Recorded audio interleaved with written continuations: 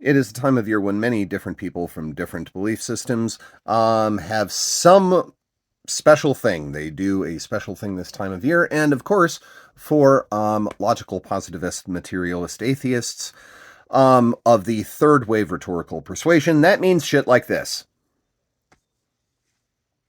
Okay, first off, no. Actually, no. Virtually none of that information is actually true. And anybody with even a casual course of study on the subject of the myths of the Mediterranean region can tell you this is fucking absurd. And the only way that this would be even remotely persuasive is if at no point at any time in your life were you asked to or did you voluntarily pick up even a children's primer on the subject. So there's that. There is also the gibbering, sneering, fuck you, every other human belief system, 'cause I'm right. And I don't have to put that much effort into being right. I just have to win a debate with the mental copy I have living in my head of a Sunday school teacher that I may or may not have encountered when I was, like 6. And there is the overarching problem of Jesus wasn't born on December 25th. I win.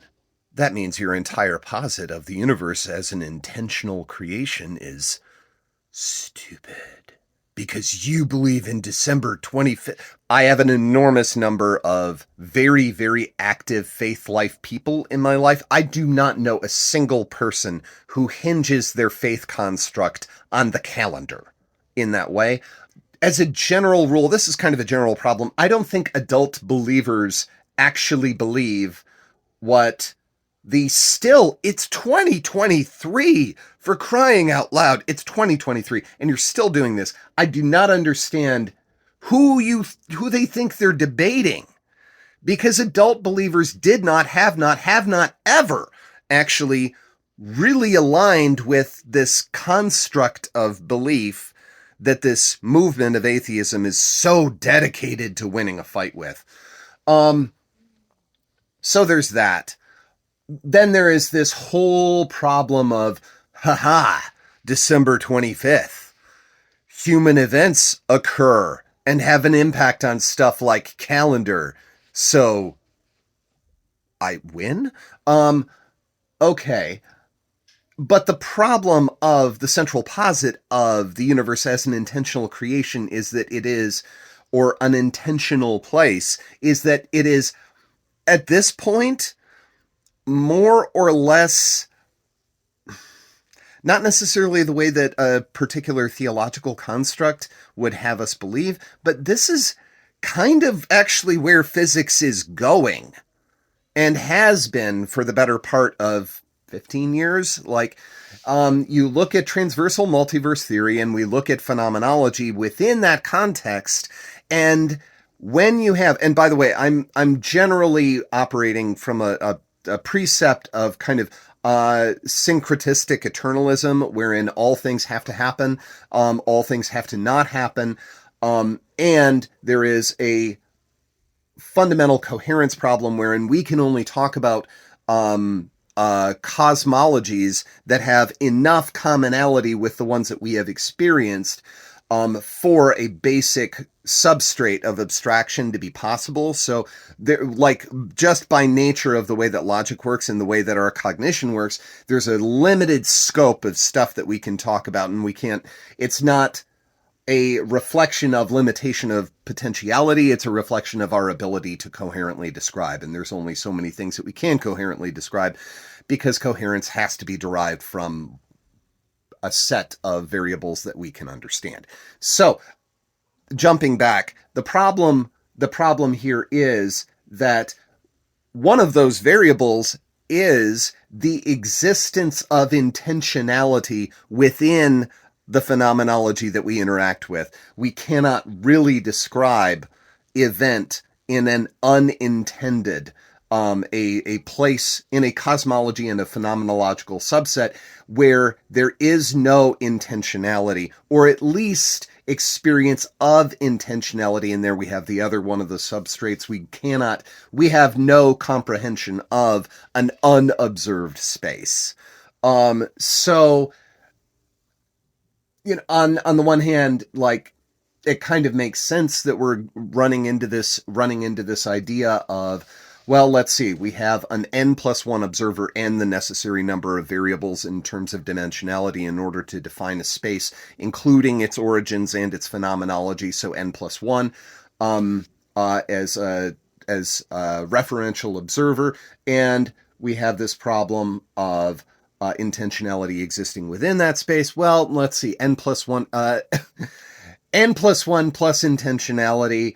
We're getting pretty close to a God construct already. And not necessarily any specific one as described by a particular belief system.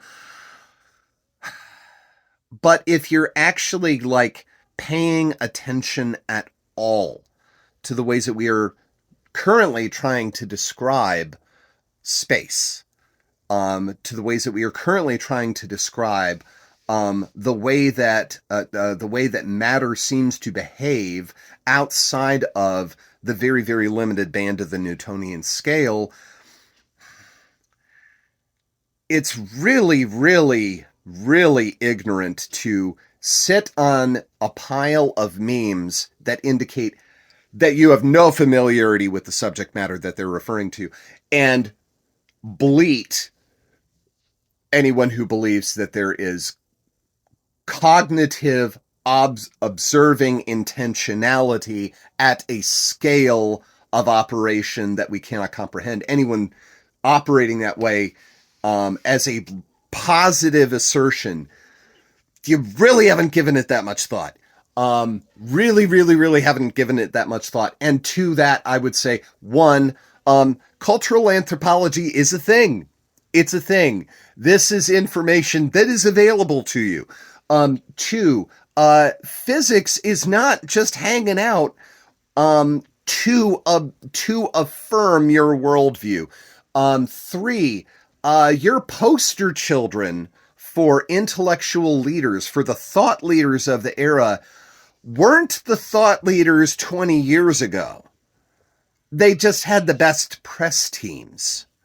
And in the age of social media, I think we can all say pretty definitively that thems that have the best presence, that have the best press teams are not necessarily thems from which the best ideas come. For example, Richard Dawkins in terms of active saturation of media consumption gets lapped by the average makeup tutorial. So I don't know if that's how you want to structure your belief, if that's how you want to structure your hierarchy of knowledge. Get out there and gloss those lips, because you want democratized information. That's where it is.